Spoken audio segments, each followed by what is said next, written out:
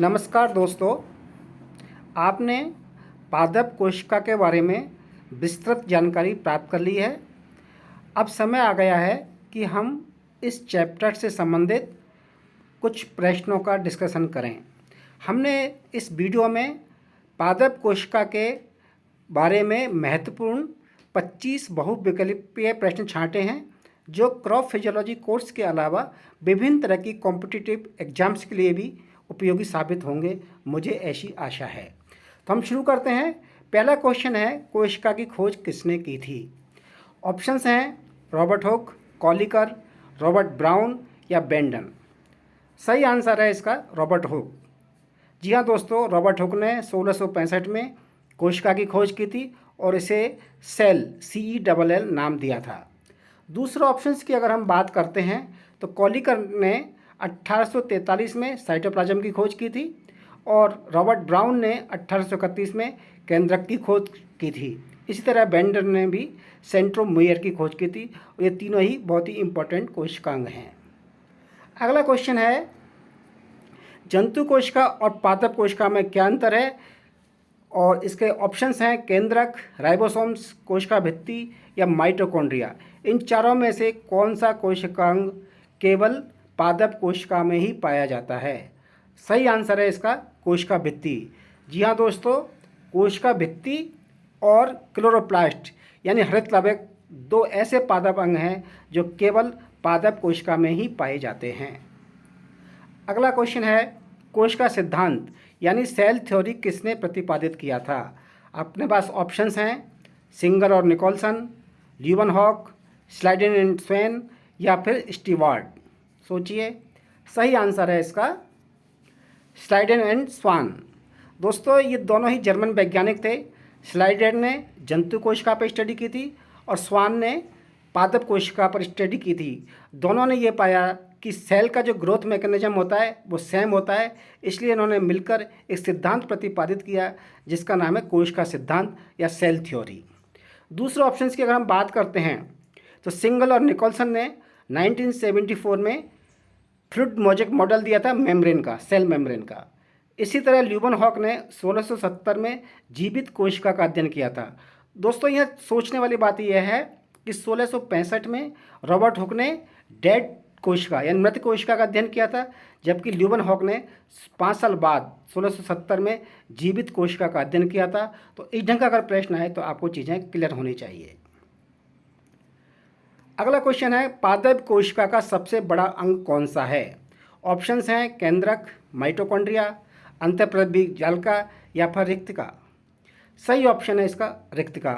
जी हाँ दोस्तों, रिक्तिका वैक्यूल्स शुरू में बहुत छोटे होते हैं, लेकिन जैसे जैसे प्लांट की एज बढ़ती है जो सेल डेब्रिस होते हैं, डेड टिश्यू होते हैं, वो सारे रिक्तिका के अंदर इकट्ठे होते जाते हैं और इसका साइज बढ़ता जाता है और अंत में ये कोशिका का सबसे बड़ा अंग हो जाता है।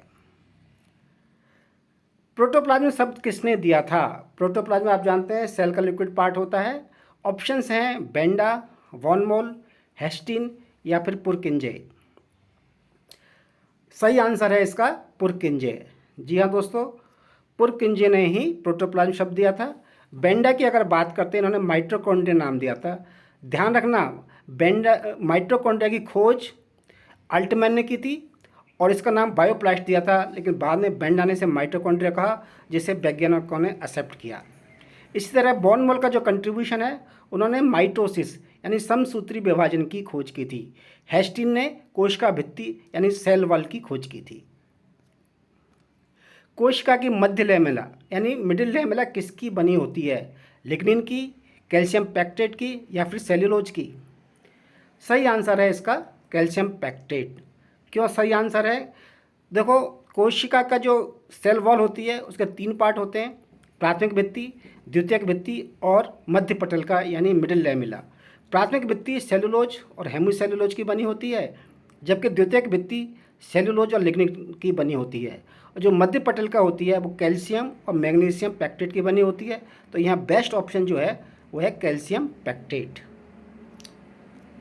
सेल्यूलोज की अधिकतम मात्रा किसमें पाई जाती है? जूट में, लकड़ी में, कपास में या फिर मक्का में?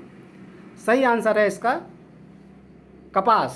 दोस्तों, कपास जो कॉटन फाइबर होता है उसमें 88 से 97% तक सेल्यूलोज होता है और इसीलिए कपास एक महत्वपूर्ण क्रॉप मानी जाती है। जो बचा हुआ पार्ट होता है उसमें बैक्सेज, प्रोटीन्स या फिर पैक्टिन्स होते हैं। प्लाज्मा लेमा यह शब्द किसने प्रतिपादित किया था? इसके ऑप्शंस हैं फेफर, जेक्यू प्लोवे, नागेली और क्रेमर या फिर हैच और स्लैग। सही आंसर है इसका जेक्यू प्लोवे। दूसरे ऑप्शंस की बात करते हैं तो फेफर का भी अच्छा कंट्रीब्यूशन है। उन्होंने एक सेमी परमेबल मेम्ब्रेन डिवाइस की थी जो कि ऑस्मोसिस स्टडीज के लिए काम में आती है।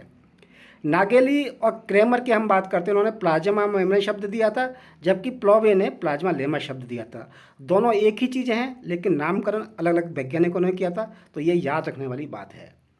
हैच और स्लैग के कंट्रीब्यूशन की बात करें तो उन्होंने फोटोसिंथेसिस में C4 चक्र की खोज की थी। इसके बारे में डिटेल जानकारी आपको फोटोसिंथेसिस वाले चैप्टर में मिलेगी।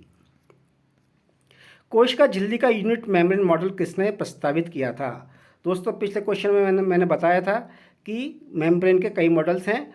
ऑप्शन है हमारे पास सिंगल और निकोलसन, केल्विन, रॉबर्टसन, क्रेमर और नागेली। सही आंसर है इसका रॉबर्टसन। रॉबर्टसन ने यूनिट मेम्ब्रेन मॉडल प्रतिपादित किया था, जबकि सिंगल और निकोलसन ने फ्लूइड मॉजिक मॉडल दिया था। दोनों ही मॉडल एक्सेप्टेड हैं। और केल्विन ने फोटोसिंथेसिस के C3 चक्र की खोज की थी। इसके बारे में भी हम आपको फोटोसिंथेसिस वाले चैप्टर में डिटेल्स में बताएंगे। क्रेमर और नागेली का कंट्रीब्यूशन हम डिस्कस कर चुके हैं। अंतःप्रदब्बी जालिका यानी एंडोप्लाज्मिक रेटिकुलम की खोज और नामकरण किसने किया था? बेंडा, पलाडे, पोर्टर या फिर वेंट?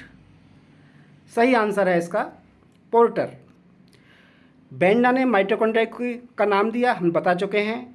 पलाडा ने राइबोसोम्स की खोज की थी। और वेंट F.W. वेंट एक हॉलैंड के साइंटिस्ट थे जिन्होंने PGRs ऑक्सीजन की खोज की थी और नामकरण किया था। और इसके बारे में विस्तृत चर्चा PGR वाले चैप्टर में ही होगी। पादप कोशिका में राइबोसोम्स की खोज किसने की थी? जस्ट पिछले क्वेश्चन में हमने विकल्प में बताया था आपको। ऑप्शन है रॉबिन्सन और ब्राउन, पलाडे, जॉन मैथ्यू या फिर पोर्टर। हम डिस्कस कर चुके हैं और सही आंसर है इसका पलाडे। माइटोकॉन्ड्रिया शब्द किसने दिया था? हम ऑलरेडी डिस्कस कर चुके हैं। ऑप्शंस हैं पलाडे, ऑल्टमैन, बेंट या फिर बेंडा। तो दोस्तों आपको याद आ गया होगा, सही आंसर है इसका बेंडा। ऑल्टमैन ने, याद रखिए, ऑल्टमैन ने माइटोकॉन्ड्रिया की खोज की थी, जबकि बेंडा ने इसका नाम माइटोकॉन्ड्रिया दिया था। माइटोकॉन्ड्रिया में DNA की मात्रा कितने प्रतिशत होती है? दोस्तों आपको पढ़ाया गया है कि क्लोरोप्लास्ट और माइटोकॉन्ड्रिया दो ऐसे सेल ऑर्गेनेल हैं जिनमें खुद का DNA होता है और इसीलिए इनको इम्पोर्टेंट कोशिकांग माना जाता है। तो इसमें क्वेश्चन अलग से ढंग से पूछा गया है, कितने प्रतिशत DNA की मात्रा होती है? 0.02%, 0.05%, 0.07% या फिर 0.09%? सही आंसर है इसका A यानी 0.02%। हरित लाविक क्लोरोप्लास्ट का व्यास कितना होता है? कितने माइक्रोन की साइज होती है डायमीटर हरित लावक की? ऑप्शंस 5 से लेकर 40 माइक्रोन तक हैं। तो सही आंसर है इसका 5 to 10 माइक्रोन्स यानी A। क्वांटासोम जो कि लाइट का ट्रैप करते हैं सूरज से और उस एनर्जी को केमिकल एनर्जी में कन्वर्ट करने में इंपॉर्टेंट रोल प्ले करते हैं, उसमें क्लोरोफिल अणुओं की संख्या कितनी होती है? ऑप्शंस हैं 230 से लेकर 700। तो सही आंसर है इसका 230 से 300। यानी दोस्तों एक क्वांटासोम में लगभग 250 से 300 क्लोरोफिल अणुओं की संख्या होती है। राइबोसोम्स किसमें पाए जाते हैं? 80S टाइप के। आपको बताया गया है कि राइबोसोम दो तरह के होते हैं, 80S और 70S। तो यहाँ क्वेश्चन पूछा गया है कि 80S राइबोसोम्स किसमें पाए जाते हैं? अंतःप्रदब्बी जालिका में, क्लोरोप्लास्ट में, माइटोकॉन्ड्रिया में या फिर केंद्रक में? सही आंसर है इसका अंतःप्रदब्बी जाल यानी एंडोप्लाज्मिक रेटिकुलम। दोस्तों आपको बताया कि राइबोसोम्स दो तरह के होते हैं, 70S और 80S। अगर 70S राइबोसोम्स पूछा जाए तो ये मिलते हैं माइटोकॉन्ड्रिया और क्लोरोप्लास्ट में, जबकि 80S राइबोसोम्स मिलते हैं एंडोप्लाज्मिक रेटिकुलम में। हिस्टोन जो कि हेरिडिटी से लिंक्ड है वो किस कोशिकांग में पाए जाते हैं? केंद्रक, रिक्तिका, लाइसोसोम, या फिर स्फेरोसोम? इसका सही आंसर है केंद्रक, और इसीलिए केंद्रक बहुत ही इम्पोर्टेंट कोशिकांग माना जाता है जो सारी सेल को कंट्रोल करता है। निम्नलिखित में से कौन सा कोशिका सिद्धांत का अपवाद है? जैसे कि पहले क्वेश्चन आएगा, सेल थ्योरी दी गई थी, लेकिन ऐसा भी कोई जीव है जो सेल थ्योरी को नहीं मानता है? जीवाणु, विषाणु, साइनोबैक्टीरिया या कवक? सही आंसर है इसका विषाणु यानी वायरस। जी हाँ दोस्तों, वायरस के ऊपर सेल थ्योरी लागू नहीं होती, इसलिए कई बार हम वायरस को सजीव और निर्जीव के बीच की कड़ी कहते हैं। कोशिकांग जिसे कोशिका का निर्जीव भाग माना जाता है? ऑप्शंस हैं सेंट्रियोल, रिक्तिका, राइबोसोम या माइटोकॉन्ड्रिया। कौन सा ऐसा भाग है जो डेड माना जाता है, निर्जीव माना जाता है? सही आंसर है रिक्तिका। और रिक्तिका के अलावा सेल वॉल को भी कोशिका का निर्जीव भाग माना जाता है। निम्न में से कौन से अणु कोशिका में ऊर्जा के स्रोत हैं? ऑप्शंस हैं डीएनए, आरएनए, एटीपी या फिर विटामिन्स। ऊर्जा किस फॉर्म में होती है सेल में? सही आंसर है इसका एटीपी यानी एडिनोसिन ट्राइफॉस्फेट। हाँ दोस्तों, जो फोटोसिंथेसिस में जो ग्लूकोज बनता है उसका रेस्पिरेशन के माध्यम से ब्रेकडाउन होता है और उसमें एटीपी जनरेट होते हैं, और वही एटीपी ऊर्जा के स्रोत होते हैं। तो सही आंसर है इसका एटीपी एडिनोसिन ट्राइफॉस्फेट। निम्न में से कौन माइटोकॉन्ड्रिया में मौजूद होते हैं? ऑप्शन है फ्लैजिला, डिक्टियोसोम, राइबोसोम या फिर ऑक्सीसोम्स। सही आंसर है इसका ऑक्सीसोम्स। फ्लैजिला ये यूकैरियोटिक सेल्स में होते हैं। डिक्टियोसोम्स ये वैक्यूल्स से होते हैं, अर्ली स्टेज वाले। राइबोसोम्स आपको बता चुके हैं, ये एंडोप्लाज्मिक रेटिकुलम में होते हैं, और इसीलिए एंडोप्लाज्मिक रेटिकुलम दो तरह की होती हैं, ग्रेनुलर एंड चिकनी। तो जो दानेदार एंडोप्लाज्मिक रेटिकुलम होते हैं उसमें राइबोसोम्स होते हैं, और ऑक्सीसोम्स होते हैं माइटोकॉन्ड्रिया में। ये इनर मेम्ब्रेन पर होते हैं माइटोकॉन्ड्रिया में। कई बार इनको F1 पार्टिकल्स भी बोलते हैं, और जो ETS होता है इलेक्ट्रॉन ट्रांसपोर्ट सिस्टम, वो इन्हीं ऑक्सीसोम्स में होता है। प्रोटीन संश्लेषण कोशिका के किस अंग में होता है? राइबोसोम, अंतःप्रद्रव्य जालिका, केंद्रक और गोल्जी बॉडी। सही आंसर है इसका राइबोसोम। ये बहुत इंपॉर्टेंट क्वेश्चन है, कई बार पूछा जाता है, तो ध्यान रखिए अंतःप्रद्रव्य जालिका के ऊपर राइबोसोम्स होते हैं, और उन राइबोसोम्स में प्रोटीन संश्लेषण होता है। लाइसोसोम को किसकी उपस्थिति के कारण आत्मघाती बैग कहा जाता है, यानी सुसाइडल बैग्स? ऐसा क्या होता है लाइसोसोम्स में जिसके कारण इसको सुसाइडल बैग कहा जाता है? फैगोक्टिक गतिविधि, हाइड्रोलाइटिक एंजाइम, नाभिक पर निर्भरता या फिर प्रोटीन एंजाइम? सही आंसर है इसका हाइड्रोलाइटिक एंजाइम्स। बहुत सारे हाइड्रोलाइटिक एंजाइम्स होते हैं जिसके कारण वो अपने आप को बर्स्ट कर लेता है, तो उसे सुसाइडल बैग कहा जाता है। अब क्वेश्चन होता है कि जो लाइसोसोम्स में जो एंजाइम्स होते हैं वो किस पीएच पर कार्य करते हैं? अम्लीय, क्षारीय या उदासीन? दोस्तों, सेल के अंदर जितने भी एंजाइम्स हैं वो एक पर्टिकुलर पीएच पर काम करते हैं, और वहीं उस सेल की ग्रोथ डिसाइड करते हैं।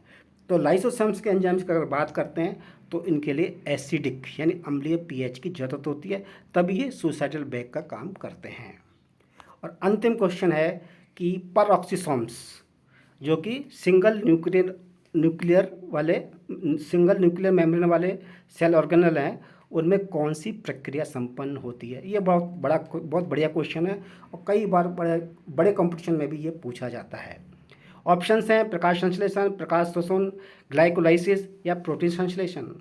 सही है इसका आंसर है प्रकाश श्वसन, फोटो रेस्पिरेशन। जी हाँ दोस्तों, आपने रेस्पिरेशन का नाम सुना होगा। रेस्पिरेशन होता है माइटोकॉन्ड्रिया में, लेकिन फोटो रेस्पिरेशन में 3 सेल ऑर्गेनल इन्वॉल्व होते हैं, माइटोकॉन्ड्रिया, क्लोरोप्लास्ट और परऑक्सीसोम्स। तो ये क्वेश्चंस कई बार पूछा जाता है। तो ये हमने 25 क्वेश्चंस आपको बताए हैं, और विकल्प की भी बात की है, तो कुल मिलाकर 50-60 क्वेश्चंस हो जाते हैं। दोस्तों, मुझे आशा है कि इनमें से कहीं ना कहीं आपको क्वेश्चंस में को सॉल्व करने में इस वीडियो से आपको हेल्प मिलेगी। Goodbye, all the best.